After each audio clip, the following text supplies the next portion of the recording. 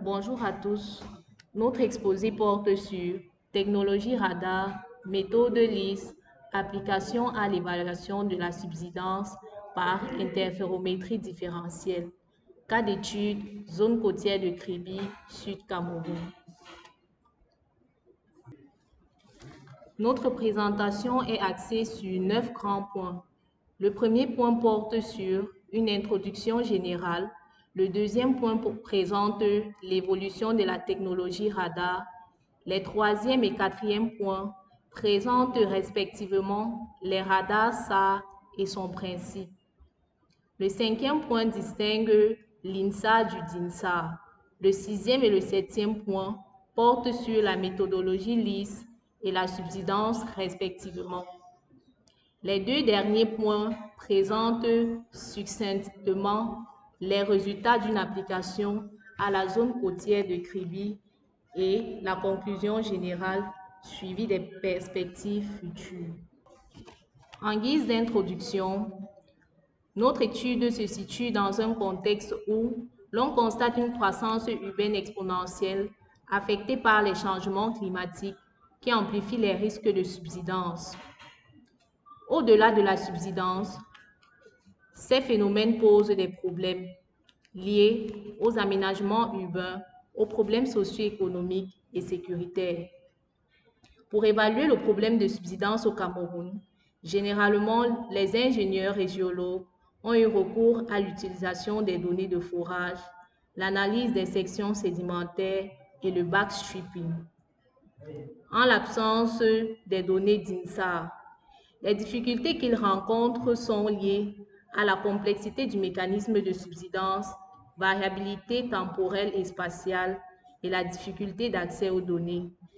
D'où la question de l'efficacité des techniques utilisées pour évaluer la subsidence, ce qui nous amène à poser la question de savoir comment la méthode LIS est utilisée pour quantifier la subsidence en appliquant le DINSA.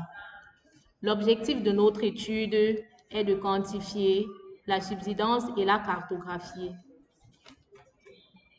S'agissant de l'évolution des technologies radar, à l'origine, en 1950, la technologie radar est utilisée à des fins militaires. Entre 1978 et 2002, ils vont progressivement améliorer la résolution des capteurs radars embarqués à bord des satellites. En 2014, l'avènement du satellite Sentinelle-1 vient révolutionner la surveillance millimétrique des déformations, confirmant ainsi 70 ans d'évolution au service de la géodésie spatiale. Concernant le radar SAR, il s'agit d'un système de télédétection actif où une onde électromagnétique est émise et l'onde réfléchie par la surface de la Terre est reçue.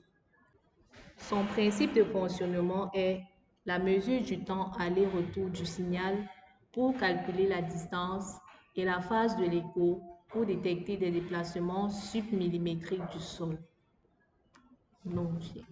Pour ce qui est de la distinction entre l'INSA et le DINSA, il est à noter que l'INSA est une technique mesurant la différence de phase entre deux acquisitions radar d'une même zone.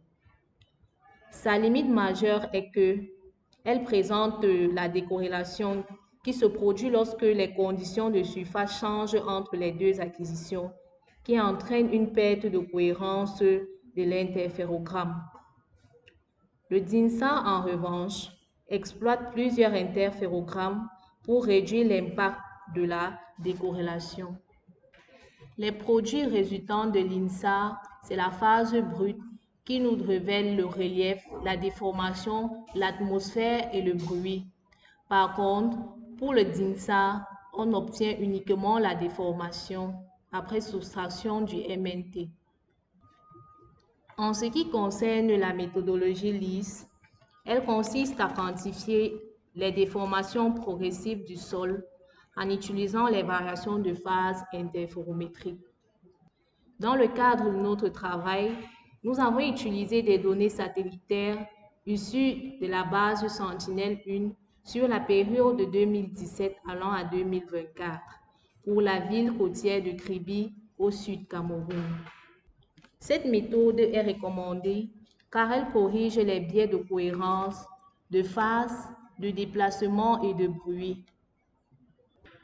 De ce qui est de la subsidence, elle correspond à un mouvement vertical progressif du sol, mesurable en millimètres par centimètre, généralement par an. Elle peut être naturelle ou anthropique, c'est-à-dire causée par des activités humaines.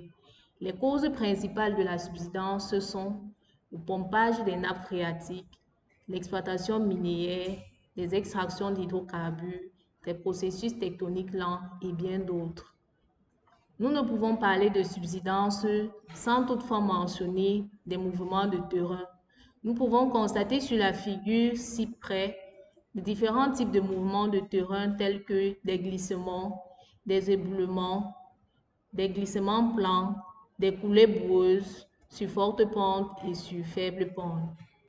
Dans le cadre de notre zone d'étude, la ville côtière de Kribi s'étend au bord du golfe de Guinée, dans la région du Sud Cameroun, dans le département de l'Océan dont elle est le chef-lieu. Elle couvre une superficie d'environ 203 km² avec un linéaire côtier d'environ 75 km. Le relief de Kribi est dominé par une bande côtière basse et sableuse, caractéristique d'une plaine littorale. Le sous-sol de Kribi est constitué des formations géologiques précambriennes recouvertes sur la frange côtière par des dépôts sédimentaires. L'acquisition des données en images SAR complexes issues de Sentinel-1 contient des informations d'amplitude et de phase pour chaque pixel. Pour le DINSA, il faut au minimum 2 acquisitions d'une même zone avec une configuration orbitale comparable. Une fois que l'acquisition et la préparation des données est terminée, nous pourrions passer à la génération des interférogrammes auxquels seront apportées des corrections troposphériques et un affinement du réseau par fermeture de porte. Une fois ces étapes finies, nous pourrons passer à l'inversion du réseau par la méthode LIS et à la sélection des pixels et cohérence spatiale, le filtrage spatio-temporel et ensuite le géocodage et la visualisation via iRadar pour l'extraction des séries temporelles et des indicateurs quantitatifs. L'organigramme LIX-SBAS est une représentation visuelle du processus qui montre les relations entre les différentes parties et les étapes afin de mettre sur pied cette méthode dans notre étude. Les résultats obtenus présentent une décohérence quasi totale dans les zones de mangroves et de forêts denses, confirmant la nécessité d'une sélection stricte des pixels pour l'analyse LIS. Voir la figure 11 et 13. Les séries temporelles de déplacement LOS pour les pixels cohérents révèlent des tendances généralement négatives, ce qui indique un affaissement, voir figure 14. La figure 15 représentant les séries temporelles de déplacement en millimètres par an révèle un déplacement cumulé de moins 140 mm avec un taux de subsidence moyen de moins 12 mm par an. On peut conclure une subsidence significative à Grand Batanga et Bipaga. Pour conclure, la méthode LIS combinée au DINSA constitue une avancée majeure pour la surveillance de la subsidence car elle exploite les variations de phase, corrige les biais de cohérence et de déplacement. Les perspectives futures incluent l'intégration des mesures GNSS pour la validation terrain des données.